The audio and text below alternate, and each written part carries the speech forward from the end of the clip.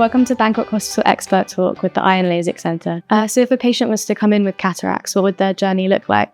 The first step is come to see the doctor.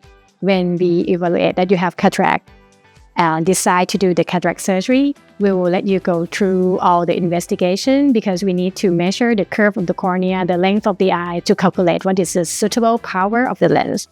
And then we need to have the dilatation, because we need to evaluate the back part, which is the retina, and also to see the whole eye.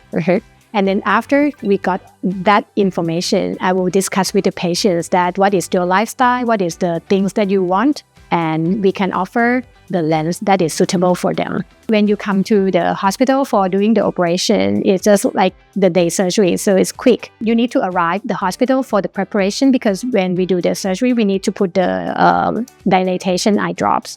So the patient usually need to come to the hospital about 3 hours before the operating time. But the surgery itself is quicker, it's half an hour. And then after finish the surgery, you will have a rest in the recovery room for about half an hour and then you can go back home. But you need to come for the follow-up as well.